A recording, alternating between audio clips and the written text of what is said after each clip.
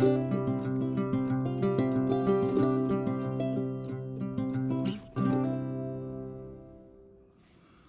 everyone, it's Melissa. I go by Stitching Liz here on YouTube and also over on Instagram, and it would mean so much to me if you would follow me in both places.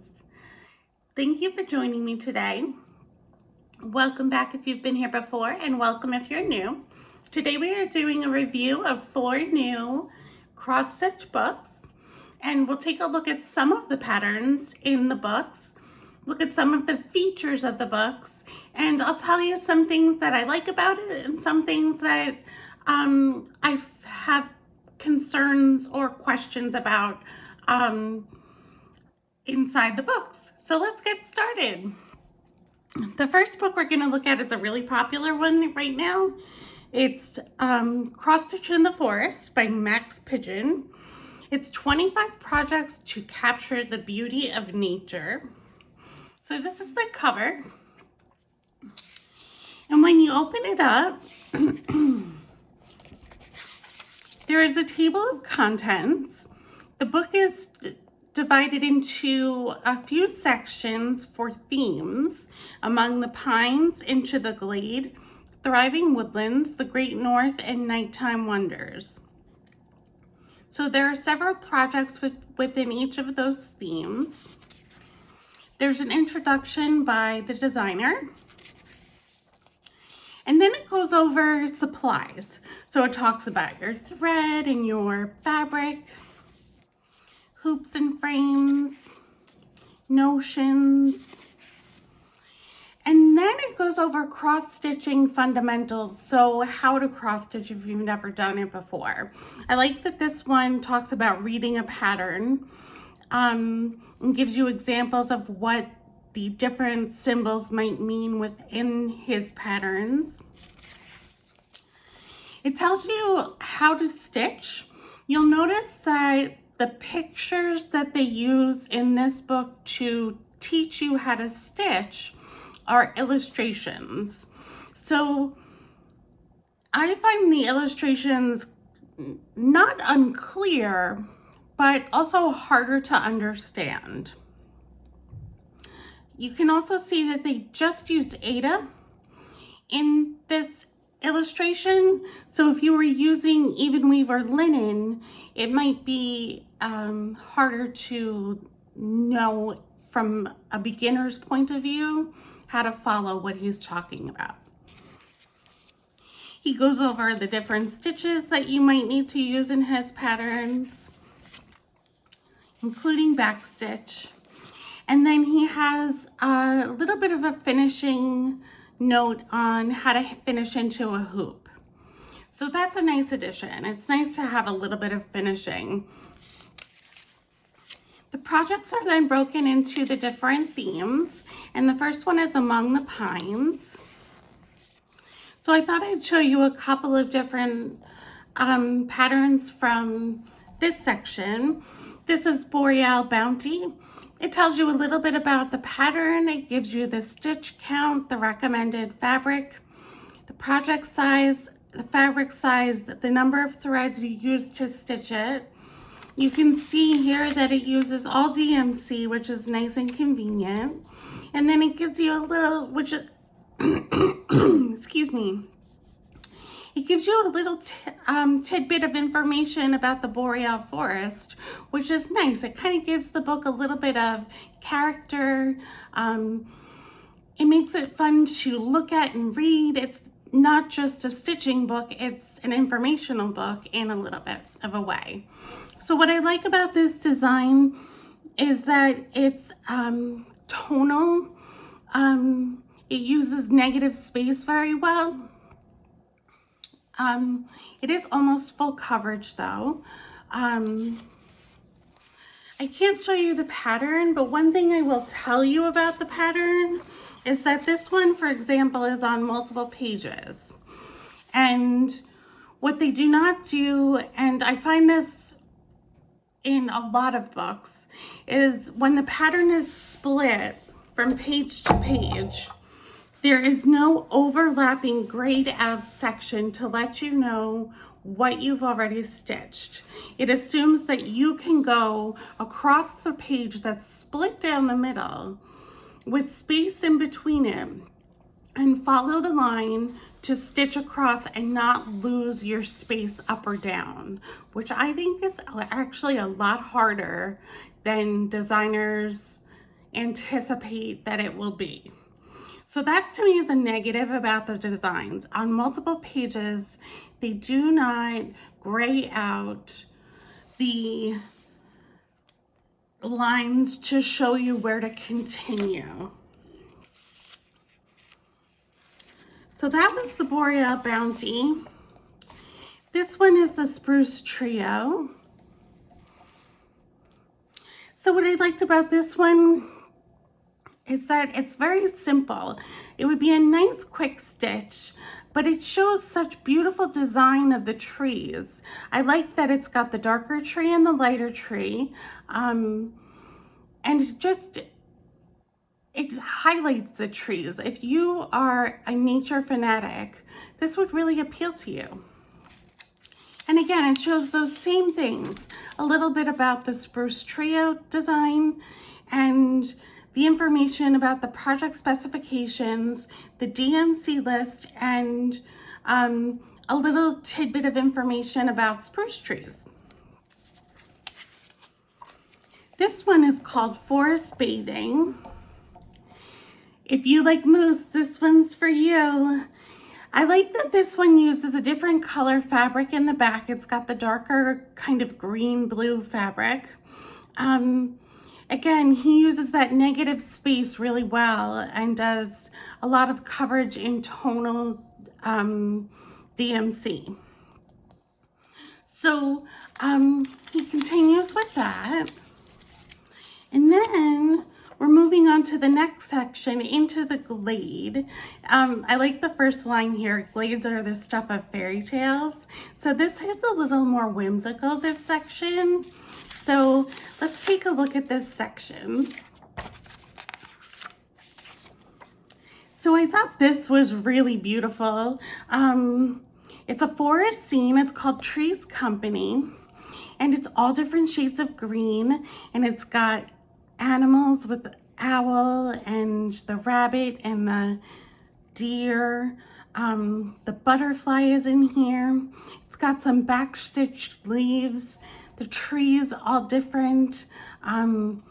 It's really beautiful, and you can see he has a style. This kind of shows that same style with the negative space again. If you like green, this would be good for you, but you could also change this to any shade of color and then just use the various shades within it. So you could make this any color you wanted, although being green, it does go with the trees. And again, as with the other ones, he has a little tidbit of information and all of the specifications that you need for this chart. This is another one in this section called Fox and Butterflies. So this one is a little different than his other ones, which I thought was really nice. This one is much more colorful. It's not that negative space. It's got a beautiful fox. It does have his style of shading and using kind of texture within the design. Like if you look at the tail of the fox, there's a lot of texture using different colors and stitching in here. So this is a beautiful one. So many people love foxes. This would be a great one to do. A great gift for somebody who loves foxes. Did you know that foxes have an extremely acute sense of hearing? That's really interesting. I did not know that. All right, let's see. So the next section is Thriving Woodlands. And this one is called Autumn Drizzle. I love the various shades of colors in this, this mountain range and these trees and this beautiful blue river down the middle.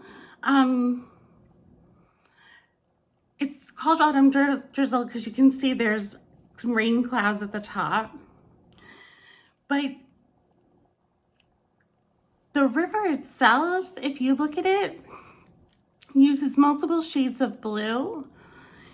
And these are all different shades of DMC, not a variegated thread. So he really uses those colors very well to make a design look like it's variegated. This section is called Passing Time, this design, and it's seasonal, one tree in different seasons. So we've got winter, we've got, I'm assuming this is summer and autumn and spring.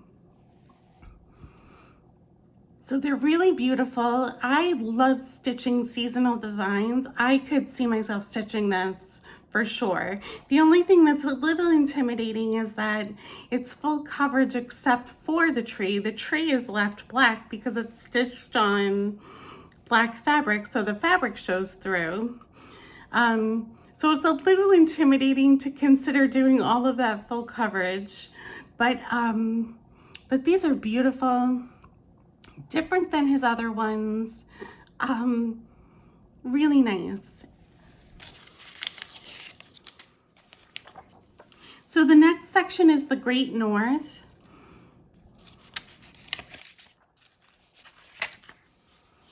And this one is called Snow Queen.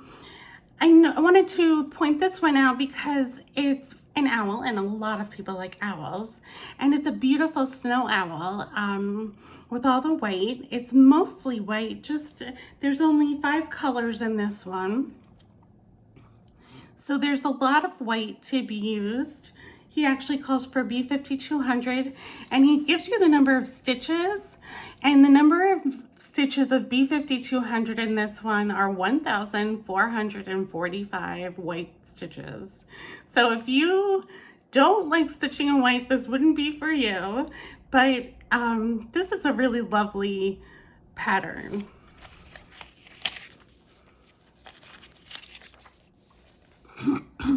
This one's called the Fraser Fir. This is very Christmassy. I thought that this would be fun to do for the season of Christmas. It looks like a poinsettia. It's got some acorns, and this looks like a pine cone to me. And there's even a little bird here and here, but it's got a little star at the top. So I thought this was really beautiful and a really nice one for the Christmas season if you'd like that.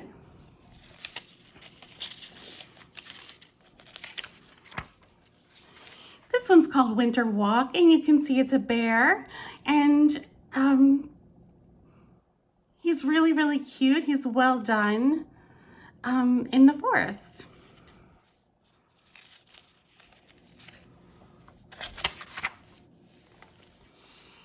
The last section is called Nighttime Wonders. So you're going to see a lot of dark fabric in this. So this one is called Mothly Crew. So these are all nighttime moths that come out at night. This is something that you might enjoy if you like butterflies and moths. And if you don't mind stitching on black fabric, you could make it at night. But if you wanted to stitch on a different color, you could do that as well.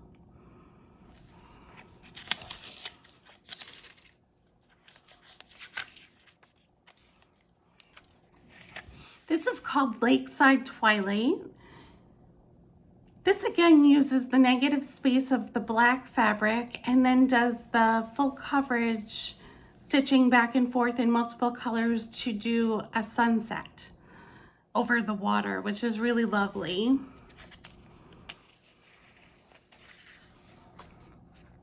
And then there is some information about the author, Max Pigeon, at the back. So you could get to know him. So that's Cross Stitch in the Forest by Max Pigeon. I think this book is really very fun and different. Nice designs, a definite style to the designs. If you like this style, you might like a lot of the patterns in the book. So it may be worthwhile for you to get the book. Because you might like to stitch several patterns within the book if you're a nature lover, or if you know a cross stitcher who's a nature lover, this would be perfect for them. Again, the only thing that I really am not a fan of is the split pages and the lack of overlap in the pattern.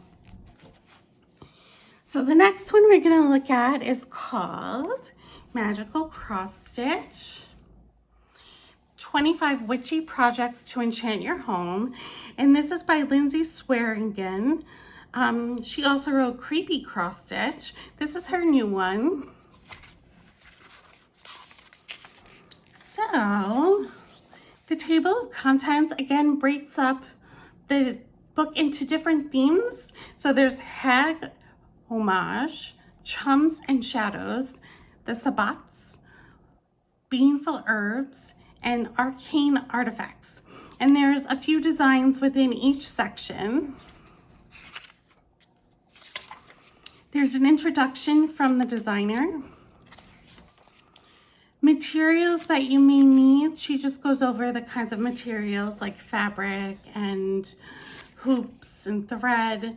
She talks about some cleaning instructions, which is nice. She does go over techniques of how to cross stitch, but again, you can see that these are small designs that are illustrated, and they're not as detailed as the cross stitch in the Forest book was. They're very simple and short. She does talk about framing your cross stitch design. She has a photograph of a lot of her designs framed in all of these beautiful different frames. So she talks about framing and how to do it, and gives photographic images of how she goes about framing her designs, which is really nice and helpful. So then we get to the projects, and the first section is Hag Homage. So we're talking about witches in this section. I thought this one was interesting, Fancy Broom Work. So it's an all black design, silhouetted with the witch in the middle and the trees and the cats. She gives you the pattern size and the finish size, the materials you need, and the fabric that she suggests you use.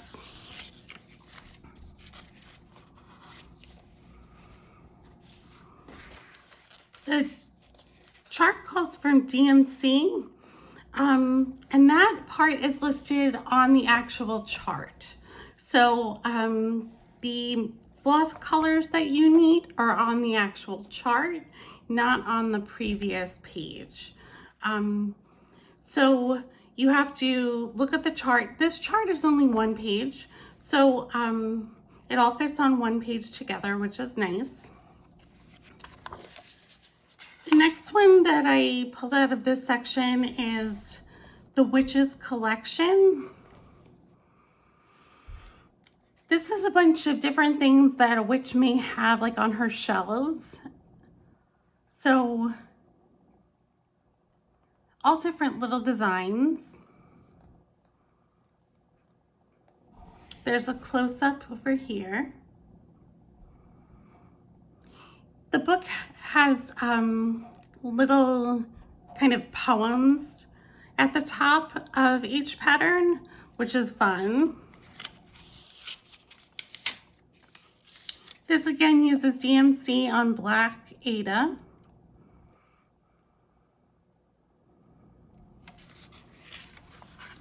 Now, something about this one, I can't show you again the pattern. So the DMC is listed that you need on the pattern, but this pattern takes up 2 pages, and there's a couple of things about it that I find difficult. One is that the entire background, it's a color pattern, and the entire background of the pattern is black. So it's not open white squares like a graph, it's a graph of black squares.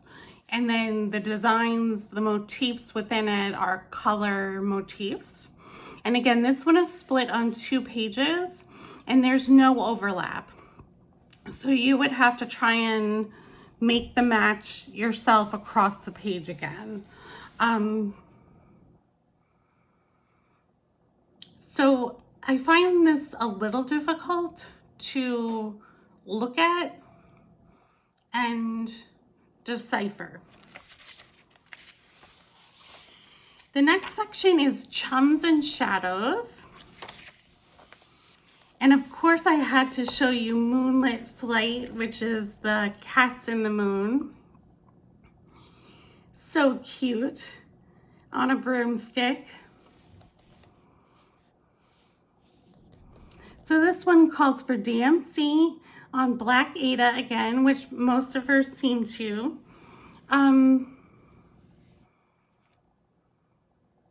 That moon would be a lot of stitching. But you kind of get a sense of her style for this book, the magical quality to what she is showing. It's kind of mystical. If you know someone who loves Halloween, this would be great.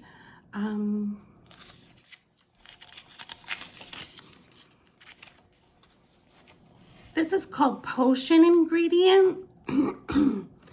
And the reason I thought this one was really fun is that it has a frog in a cauldron, because a frog is used in witches' potions quite often. So her designs are not gigantic. This one's only 61 by 85. I know it looks kind of big in this frame, but it's only 61 by 85.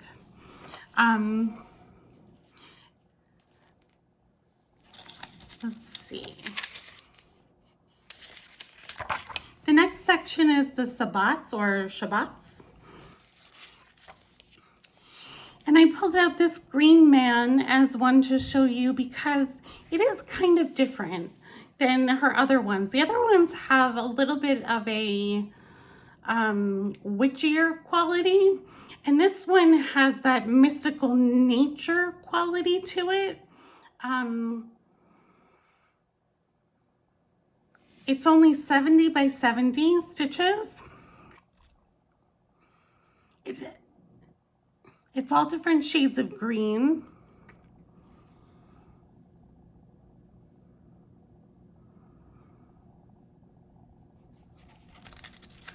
And then the next one is the Wheel of the Year. So this has the moon face in the middle, and then it goes through different stages of the year using natural elements.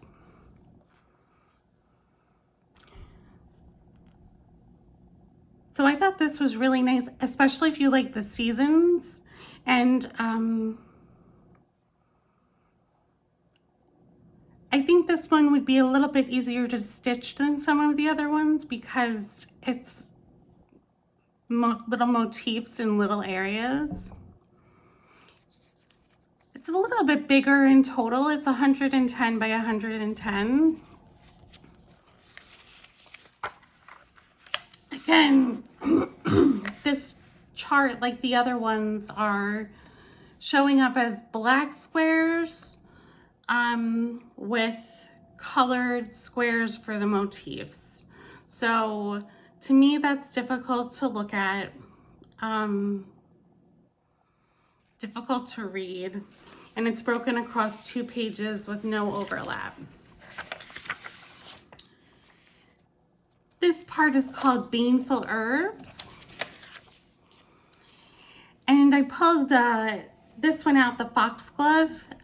I thought this was so cool that there are deer with foxglove growing out of their backs.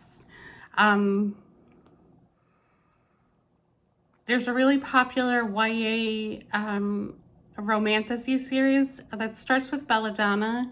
It's a trilogy, and the second one is called Foxglove. So I think I had Foxglove on the mind. But I think this is really lovely.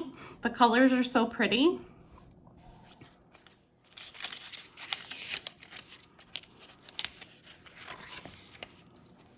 This one, Deadly Nightshade, is actually something I showed recently on my channel in the World of Cross Stitching magazine. They did this as a highlight from the book in the magazine. So in the book, the pattern is split over 2 pages. I'm not sure why, because it's not big, but it is split over 2 pages. In the magazine, it's on 1 page. So the magazine is much easier to read. In addition, the magazine is done with white for the chart instead of the dark black chart, so it's much easier to read.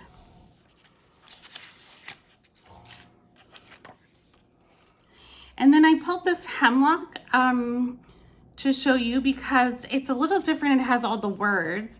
It says hemlock is white with petals so slight, like snow on a hot summer day. One taste, one bite, one nibble, good night. Be clever and do stay away. So I thought that was really neat. Letters are fast to stitch. This would be a quick stitch. Really fun.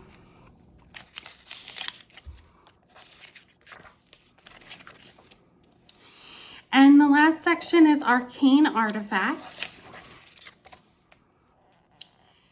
And I pulled this one, Chiromancy. I thought this was really neat, this hand with the eye in the middle and all the motifs around it. I think I like the look of the pink against the dark black fabric. So this one is really neat.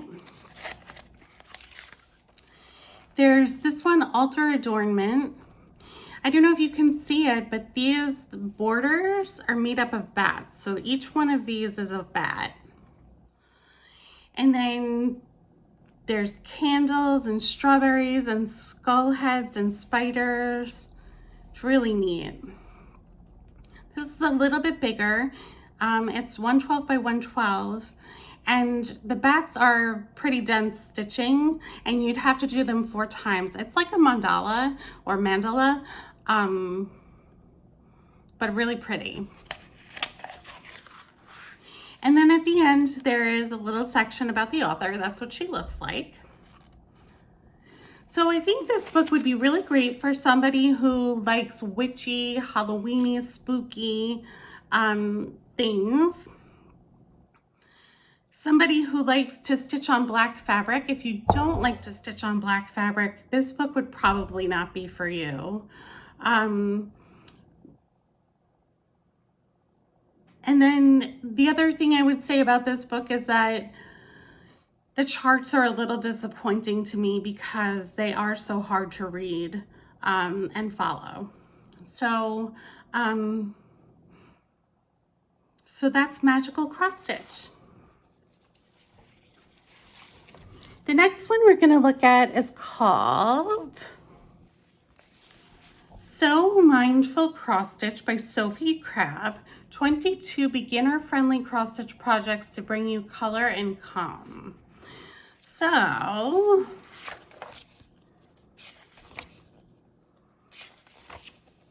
this has an introduction. There's information about the author. It talks about what it means to be mindful on this page, because the book is meant to be about mindfulness. And then it talks about your tools and materials. Now this one also does tell you about how to start cross stitching, but it gives you photographs of real live cross stitching rather than illustrations. She shows a couple of different kinds of hoops that you can use, the Q-snap and the hoop. And then she shows you the loop method, which is really great. And then how to complete your first stitch. And again, these are all real photographs. They're very easy to see and understand. The only thing again is that they are on Aida. So if you were using linen or even weave, this might not make sense to you. She talks about back stitching. And then she talks about practicing mindful cross stitch. She gives 4 steps to mindful cross stitch. The first one is to plan ahead. The second one is prepare your space. The third one is remove distractions. And the fourth one is to focus and enjoy. And then she elaborates on that. So the first section she has is mini mindful stitches. So these are smaller projects. There's this one, time for positivity. So this one, learn to rest. She talks about what the project means to her, tells you the materials you need. She uses DMC, and she tells you how many strands to use, how to stitch this.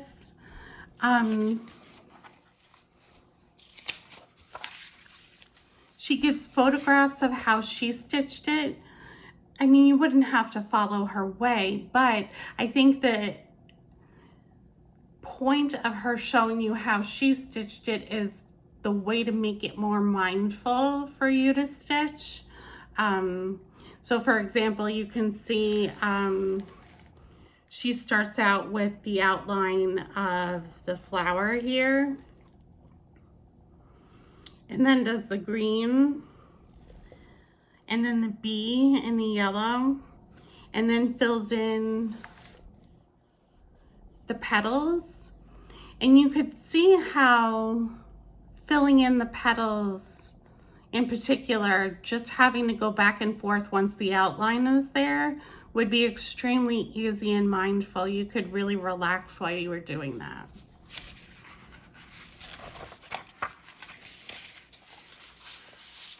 This one is called Trust the Process. So some of hers have words to them, a saying of some kind. I thought this was really cute because the process is shown of a flower growing from just a small stem with leaves to one bud and then a full flower pot. You can see her designs are quite simple, which is nice, especially if you're a beginner. They're also inspiring if you are someone who likes inspirational sayings.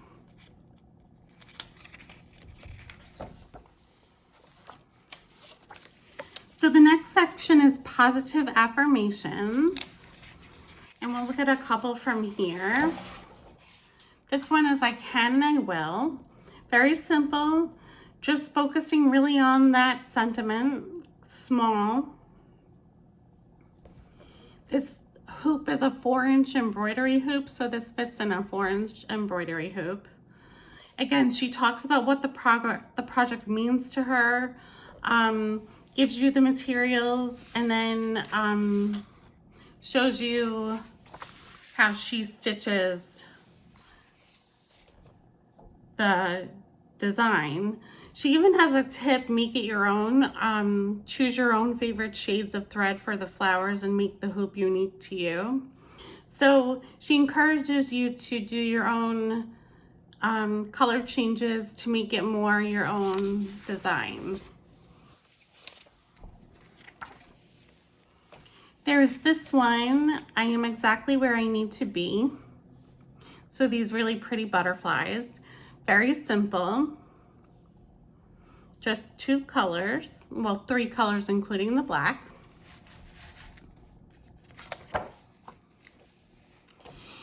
In the middle of the book, there's an interview, The Importance of Moving Your Mindset with Amy Odd.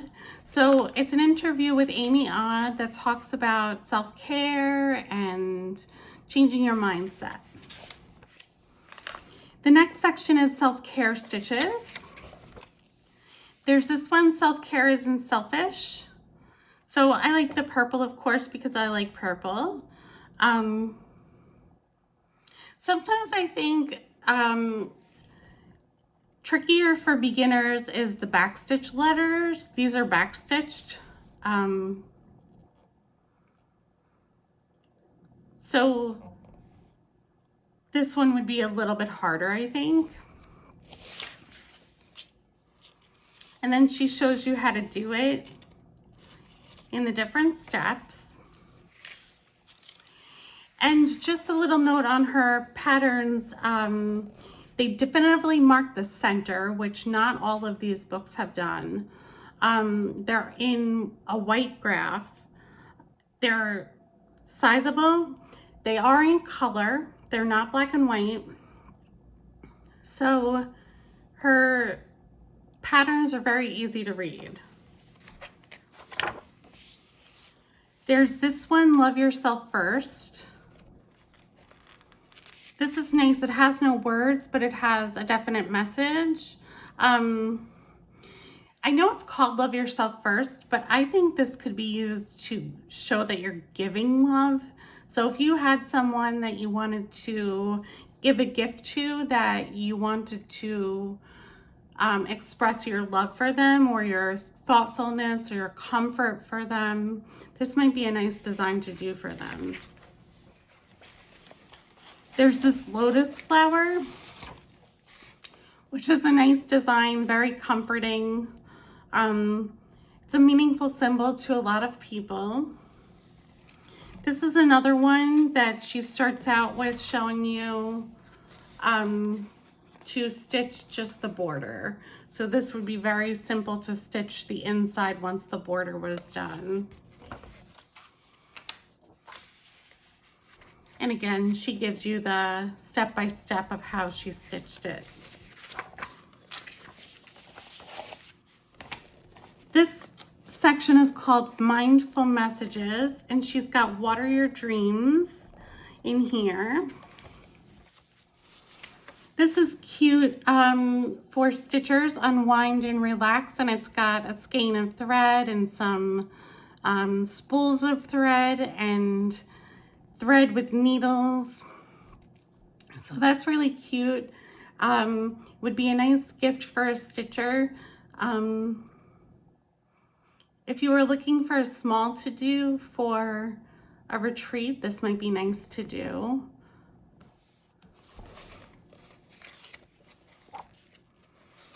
There's this one in that section, Stop Overthinking.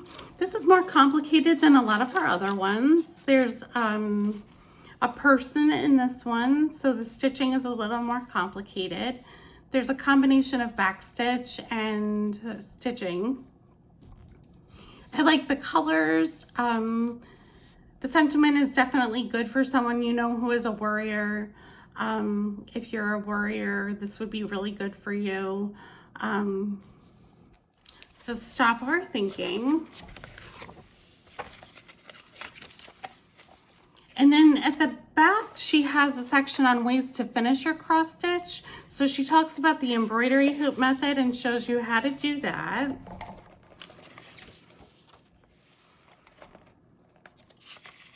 And then she gives you a second way to finish your embroidery hoop that doesn't involve stitching the back and pulling it tight. She also tells you how to mount your cross stitch. So you're doing that on foam board.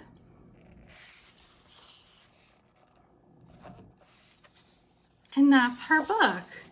So what I think of this one is it's definitely great for beginners. If you are a brand new stitcher, these designs would not be hard for you to learn, especially with all of the detailed instructions she gives on how to go about stitching and how to go about stitching each individual design. It's different from other books in that it focuses on mindfulness, so it gives you meaning for each design, gives you a way to stitch it that would make you feel calmer and more relaxed. The patterns are easy to read. I think if you're a more advanced stitcher, this could be a little boring for you. I don't know if someone who is more advanced would find it interesting enough. They are very simple designs, so do keep that in mind. But if you know someone who likes inspirational things, this book would be good for them. And then the last book we're going to look at is called Customize Your Cross Stitch, Friends and Family. Learn to customize, prepare, stitch, and finish your very own personalized cross stitch creations. This is by Lizzie Dubzinski Bean. This is the Stitch People organization. So if you've ever heard of Stitch People, this is another one of their series. So what they kind of do is tell you how to make stitching your own people personalized. So you can make it your family or a friend's family or your sister's family, and you can personalize the stitching to give to them. So there is a table of contents. This is not broken down in sections. It just has certain patterns in it that they tell you about how to personalize. There is a welcome letter.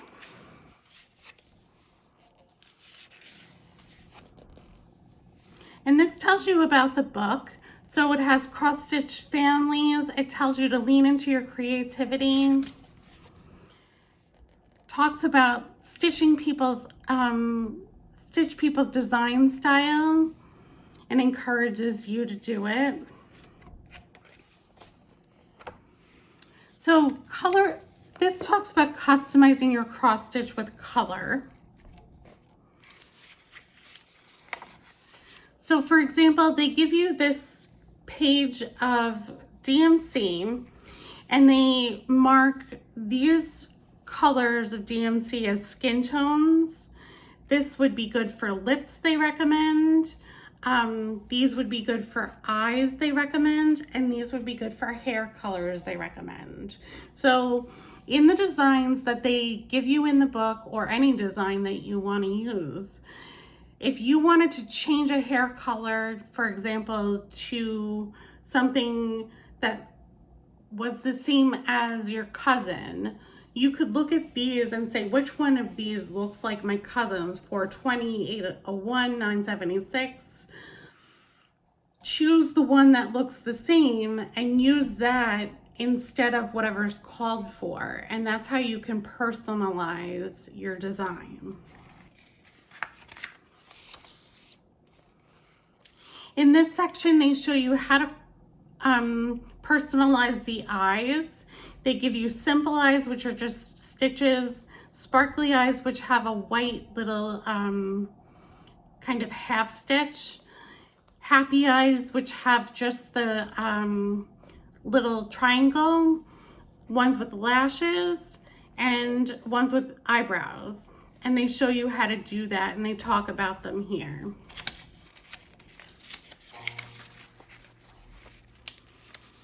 So they talk about hairstyles, and they show you different examples of hairstyles and how to do them. So I'm not going to show this page any longer. I just wanted to give you an idea. But so they have different colors of hair, and then they show you how to customize the stitches, the design, to make it look more like the person you want it to look like.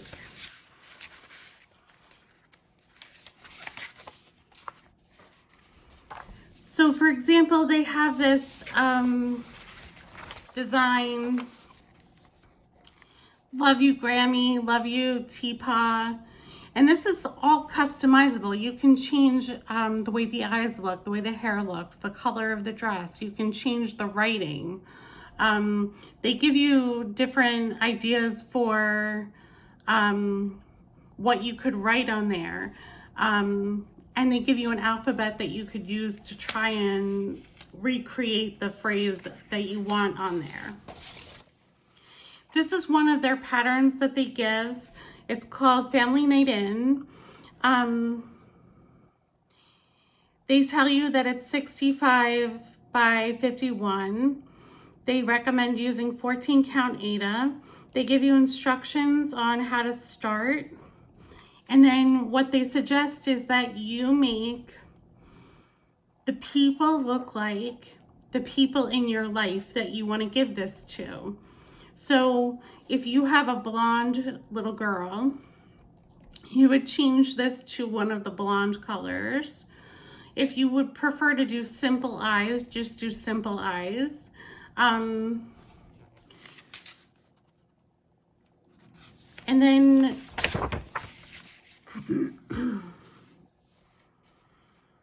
they give you this customization tip down here. It says, notice how clean a portrait can look without a border. Whether small or more ornate, sometimes a border simply doesn't match the aesthetic or either the stitcher or the lucky recipient of the portrait. Keep this option in mind when you're short on time or prefer a more minimal aesthetic. So they're not just telling you how to personalize the people, but how to personalize the chart to make it work for you. Their charts are in color.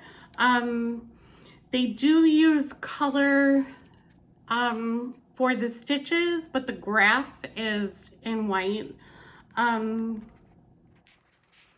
So if you wanted to recreate this pattern, they give you the chart for it, and then you could customize it however you want using their tips.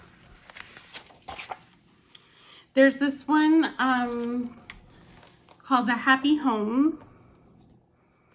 This is a cozy couple or happy housemates. You can see they even use straight stitches for the hair in this one. They've added glasses. You can do all of that to customize your design. And then this one it's called Autumn Fun. So this one again has a family that you could customize. You see they've used the simple eyes. They've used a very simple mouth here. You could customize the clothes in any way you'd want. If you needed to change the color of the house to match your house color, you could do that. If you have a dog and you want to change the color of the dog, you could do that. They give you all of these kinds of tips and several patterns to choose from, to work with, to customize. So I think this book is interesting. I wouldn't choose this book just to stitch the patterns. Like, I wouldn't choose this book because I think the patterns are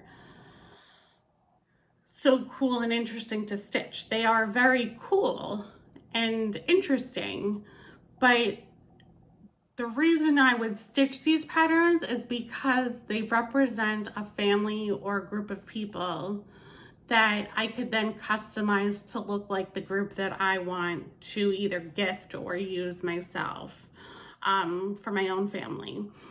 I would say probably it would make more sense to get the idea of what they are trying to teach you by looking at their original Stitch People book. I think this is a good follow-up to that. I don't know if this is good for a beginner stitcher. I think this might be confusing for a beginner stitcher. I think somebody with a little more experience might benefit from a book like this. And someone who loves to be creative and someone who loves to customize their designs. So that's Customize Your Cross Stitch. And those were the 4 new books that I wanted to show you today. I hope you've enjoyed looking at them. I want to let you know that I got them all from the library. They were all from my library system. They weren't all from my particular library. I interlibrary loaned some of them, and I even asked my library to order some of them so that we would have them on the shelf. So please take advantage of your library to look at the books, decide if there's something you would want to spend your money on, and then buy it if you would love it.